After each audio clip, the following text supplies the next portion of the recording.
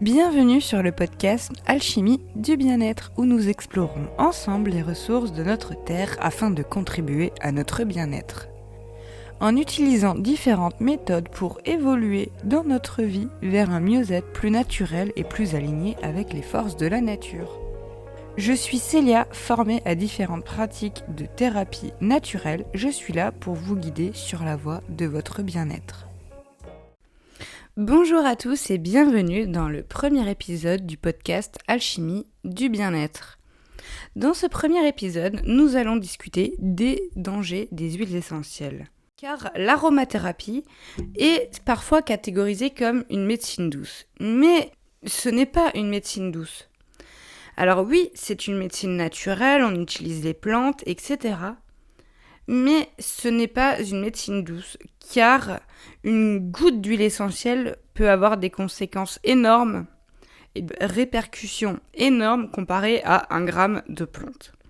Donc, l'utilisation des huiles essentielles n'est pas sans danger et une mauvaise utilisation peut vite avoir des conséquences graves.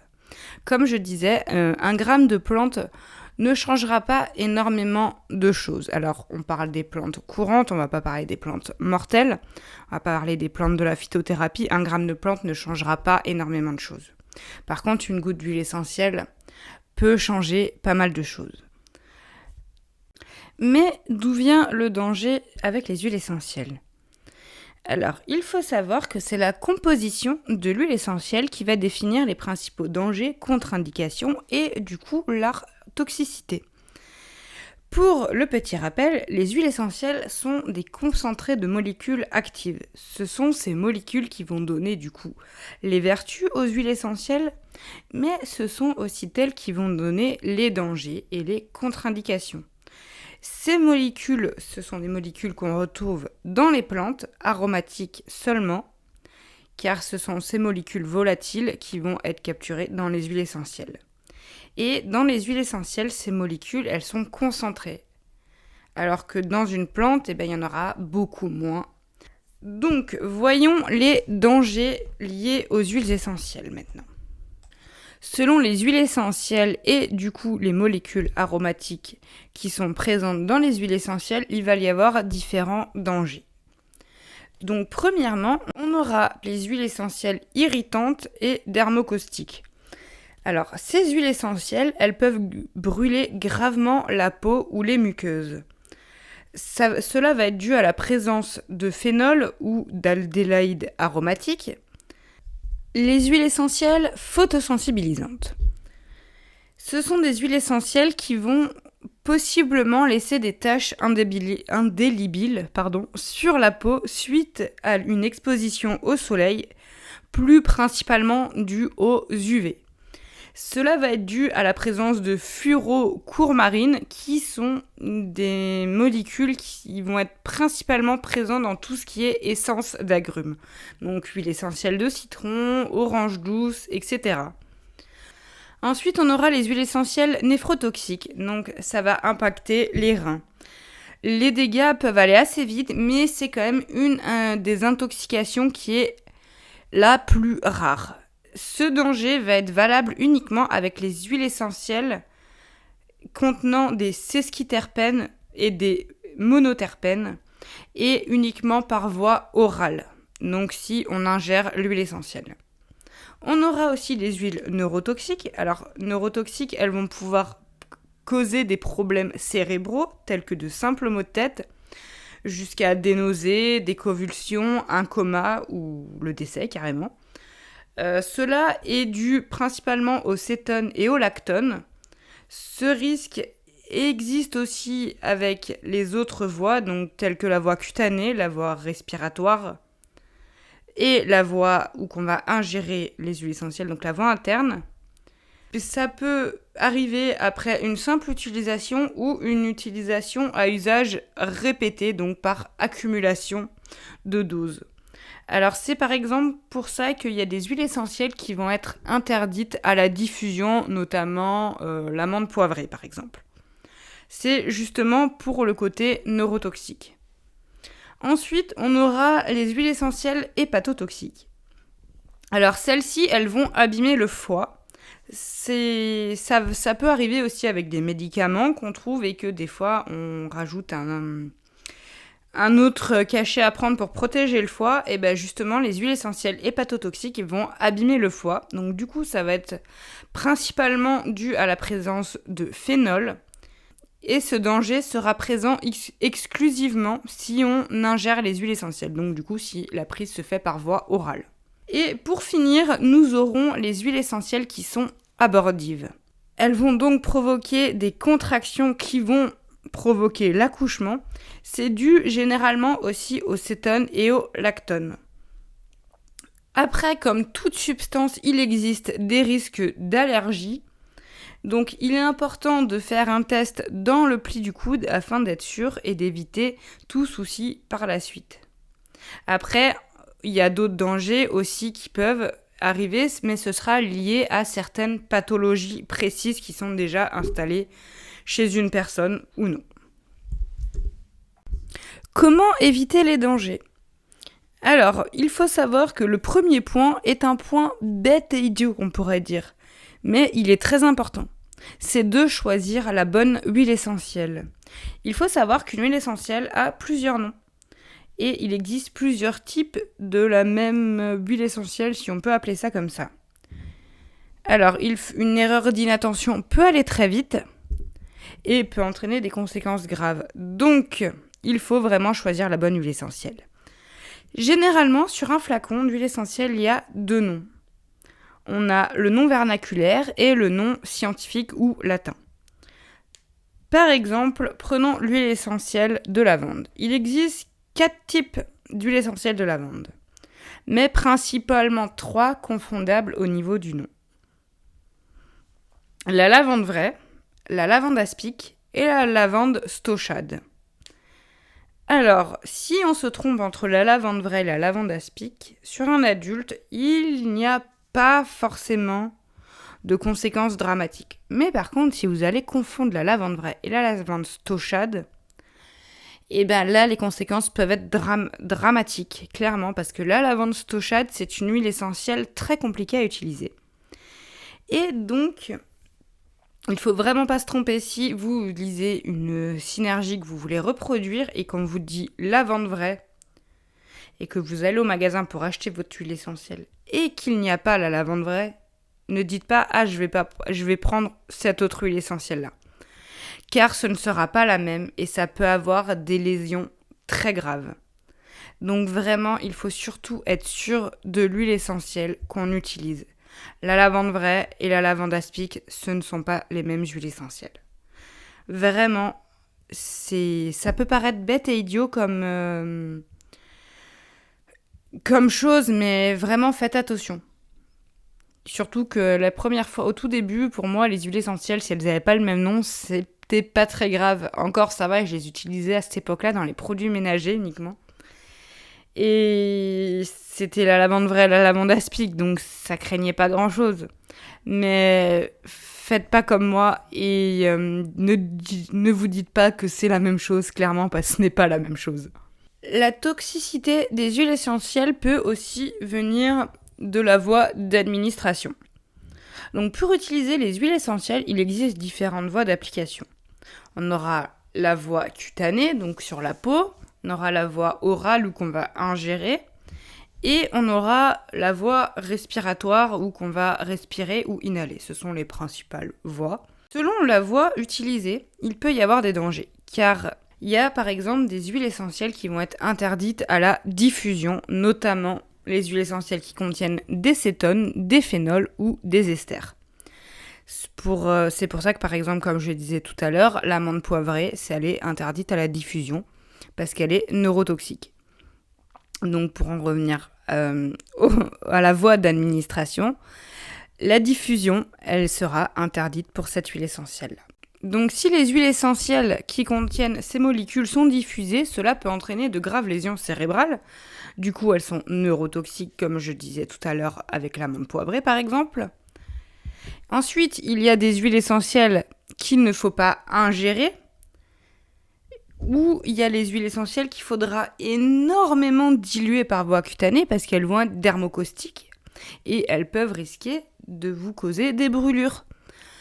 Pour un petit exemple, on a toujours la menthe poivrée qui, sur la peau, elle peut brûler, elle a un effet refroidissant, mais si vous l'appliquez pure sur la peau, elle peut vous brûler en même temps, vous irriter, vous le sentez. Par exemple, je suis souvent sujette aux migraines. Et ce que je faisais au début, c'est que je mettais sur les tempes une goutte d'huile essentielle de menthe poivrée pure. Maintenant, je le fais plus trop, je la dilue, je me suis fait extraire une petite synergie. Mais avant, je faisais ça, j'avais déjà vu ça sur différents endroits, de faire comme ça. Mais je le sentais que ça me brûlait aux endroits où j'avais mis l'huile essentielle et je sentais que ça me montait aux yeux et que ça me piquait. Donc, par exemple, là, comme je vous parle de l'huile essentielle de menthe poivrée, c'est une huile essentielle avec laquelle il faut prendre beaucoup de précautions. Parce qu'elle est assez dangereuse. Elle est vraiment sympa, mais elle est assez dangereuse. Par exemple, mon conjoint, lui, ne supporte pas l'odeur. Il donne mal à la tête rien que de sentir l'odeur. Donc, vraiment, faites attention. Et s'il y a une huile essentielle qui ne vous correspond pas, ne l'utilisez pas. Et ne vous fiez pas au moindre truc que vous voyez, parce que le coup de l'huile essentielle de menthe poivrée pure, comme ce que je faisais et que j'avais lu sur internet, c'était pas non plus génial comme idée. Donc faites-vous votre propre avis et puis cherchez, explorez et ne croyez pas le premier truc venu. On aura aussi les personnes fragiles. Donc les personnes fragiles ont un seuil de tolérance aux huiles essentielles beaucoup plus faible et peuvent s'intoxiquer beaucoup plus rapidement. C'est donc pourquoi elles sont considérées comme fragiles. Il y a 5 grands types de personnes considérées comme fragiles. On aura les femmes enceintes et allaitantes, les bébés et les enfants, les personnes asthmatiques et ou épileptiques, les personnes ayant une pathologie lourde ou complexe, donc ça sera plutôt des personnes qui ont des cancers ou des antécédents de cancer, etc. Ou certaines allergies aussi. Puis, à titre personnel, j'ajouterais quand même les personnes âgées, parce que les personnes âgées, généralement, ils ont déjà pas mal de pathologies, ils prennent souvent plusieurs traitements, et donc avec les huiles essentielles, c'est toujours un peu plus délicat à prendre en compte. Donc dans ces cas-là, avec des personnes fragiles, il est mieux d'aller voir un conseiller en aromathérapie afin d'être bien conseillé et de savoir quoi prendre comme huile essentielle et comment les utiliser. Quelques règles de prudence. Déjà, la dilution. On dilue toujours une huile essentielle. On ne l'appliquera jamais pure sur la peau pour les risques de dermotoxicité. Donc, on va toujours la diluer dans une huile végétale. Je rappelle, une huile essentielle, c'est une huile. C'est indiqué dans le nom. Donc, qu'est-ce qu'on a vu, je sais pas, au collège, je dirais que l'huile et l'eau ne se mélangent pas. Donc, on ne met pas d'huile essentielle ni dans une tisane, ni dans un bain. On peut mettre des huiles essentielles dans un bain à condition qu'elles soient diluées dans une huile végétale. Ensuite, pour le cas du comprimé neutre, des fois on nous dit de prendre une huile essentielle sur un comprimé neutre. Sachez qu'un comprimé neutre ne dissoudra pas l'huile essentielle. Si vous avez une huile essentielle dermocaustique, si elle n'est pas diluée dans de l'huile végétale, votre comprimé neutre n'empêchera pas les brûlures. Donc, même sur un comprimé neutre, on diluera de préférence l'huile essentielle, surtout si elle a des risques de dermocausticité. Le petit plus, c'est que diluer l'huile essentielle va permettre de ralentir l'absorption, du coup d'améliorer la tolérance de la peau et des muqueuses, et du coup l'effet sera plus long sur la durée vu que l'absorption va être ralentie. Sachez qu'il faut toujours être sûr de ce qu'on fait avec les huiles essentielles. On vérifiera toujours les informations, on croisera un petit peu les dires, surtout si c'est pris sur internet, même dans les bouquins, parce qu'il y a des bouquins qui ne sont pas fiables. Clairement. Si c'est des noms vraiment reconnus dans le domaine, là, je vous dirais de ne pas aller chercher partout. Mais si c'est des noms qui ne sont pas très connus dans le domaine, vérifiez les sources. Clairement, vérifiez, croisez vos sources, afin d'être sûr de ne pas faire une bêtise, parce que j'ai déjà lu des bêtises dans des bouquins, clairement. Et si vous avez peur, allez voir un conseiller en aromathérapie ou formez-vous. C'est comme vous le souhaitez, mais faites pas n'importe quoi et soyez sûr. Ensuite, je vous conseillerais aussi toujours de respecter les dosages et les pauses dites thérapeutiques. Alors, les doses, c'est comme pour les médicaments, on va les respecter. Il y a une dose journalière pas dépassée afin d'éviter tout risque toxique. Donc pour les huiles essentielles, c'est comme pour les médicaments. Après, les pauses thérapeutiques seront applicables dans des traitements aux huiles essentielles qui sont chroniques, afin d'éviter le surdosage en continu. Donc celui-là, il variera en fonction du type de personne, le type d'huile essentielle et le type de traitement, si on peut appeler ça comme ça. Donc là, ce sera plutôt à voir avec un conseiller en aromathérapie et ce sera plutôt lui qui vous fera du coup la fiche conseil, si on peut appeler ça comme ça, parce que ce n'est pas une ordonnance. Ensuite, on aura l'effet bombe. Alors, le mélange. Alors, il faut savoir que il est souvent recommandé de mélanger les huiles essentielles afin de créer une synergie et d'augmenter l'efficacité du mélange. Mais il faut savoir qu'une synergie, ça peut être une très bonne chose, vu que l'efficacité sera augmentée. Mais il faut savoir que de l'autre côté, l'effet toxique sera aussi augmenté. Et ça, c'est quelque chose qu'il ne faut pas oublier. Et pour finir, en cas d'accident, si c'est un accident par voie cutanée, la meilleure solution sera déjà d'appliquer de l'huile végétale, de préférence très grasse, et d'essuyer. Appliquer de l'huile, essuyer. Appliquer de l'huile, essuyer.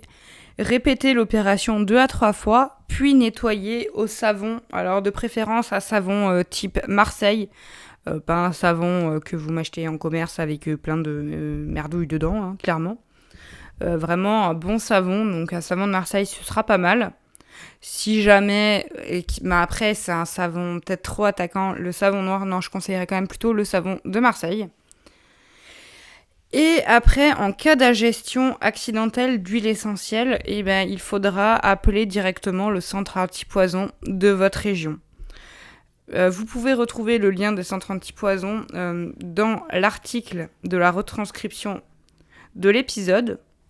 Si jamais vous en avez besoin, et puis je pense que si vous en avez besoin, vous allez plutôt aller taper centre antipoison sur Google, ce sera beaucoup mieux. Maintenant vous connaissez tous les potentiels risques avec les huiles essentielles. Je rappelle, les huiles essentielles n'ont pas d'effets secondaires ou de toxicité si elles sont utilisées correctement et maîtrisées. Maîtriser les huiles essentielles, c'est un peu tout un art, on peut appeler ça. Mais c'est vraiment quelque chose de génial parce qu'on peut faire tellement de choses avec ces essences d'âme de plantes qu'une fois, quand on sait les utiliser, je trouve que c'est vraiment une ressource incroyable. Voilà, ce premier épisode touche à sa fin. J'espère qu'il vous aura plu. N'hésitez pas à me faire des retours sur ce que vous en avez pensé. Vous avez les liens de mes réseaux pour m'envoyer un message si jamais.